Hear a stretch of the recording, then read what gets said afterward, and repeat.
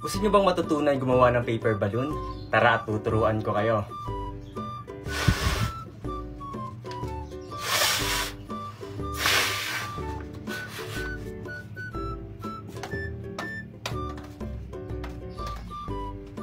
Kumuha kayo ng bond paper at itupin nyo ng paganito.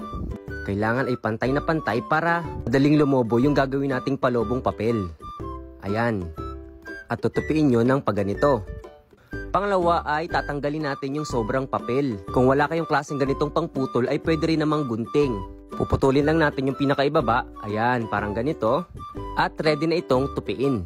Ibubuko lang natin yung papel at itutupi pataas. Parang pa-triangle. Parang ganyan. Tutupiin lang natin to ng maayos para magkaroon ng marka yung papel.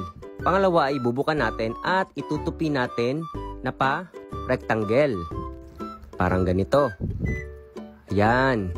Kailangan magkaroon ng marka at itutupi ulit natin na parang pa-rectangle ulit. Yan, ganito. Kailangan ay maayos ang pagkakatupi Sunod ay ibubukan natin at ilalagay nyo yung daliri nyo sa gitna at itutupi ng paganito. Dahan-dahan lang at baka magusot, dapat ay magiging triangle siya. Nasundan nyo ba? Ayan, at triangle na siya.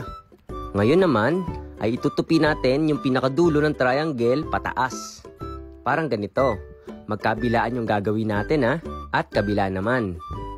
Yan. Parang magiging itsura siyang diamond. So tupiin natin ng maayos para mamaya pag hinipan natin ay talagang lolobo siya. Kasi pag nagkamali ka, minsan hindi lumolobo yung papel na gagawin natin. Ayan, okay na. Babalik na rin natin at tutupin ulit natin yung kabilang papel. Basta maghuhugis siyang diamond. Ayan, naghuhugis na siyang diamond. Itupin natin siya ng maayos. Parang ganyan. At ito, okay na to. Ang gagawin naman natin ay yung pinakadulo ng diamond ay itutupi pagitna. Parang ganyan. Kailangan masundan nyo ng maayos Ayan, magkabilaan din yan. At sa talikod naman. Ayan. Gaganyanin lang natin. Tutupi ulit natin. Magkabilaan ng maayos. Ayan, ganito na yung itsura ng ating papel. Pangalawa, hanapin yung pinakabutas sa gilid at ipapasok nyo yung pinaka matulis na parte ng papel. Yan. At ipapasok natin dito ng maayos para lumobo yung papel. Ito yung pinaka magiging sealed natin para lumobo yung papel. At magkabilaan din yung gagawin natin. Ayan. Ipapasok nyo ng maayos para hindi bumuka mamaya kapag hinipan natin. Ayan, okay na. Ang susunod naman natin gagawin ay sa kabila naman. Pero kailangan natin itong diin-diinan. Hahanapin ko ulit yung pinakabutas nito.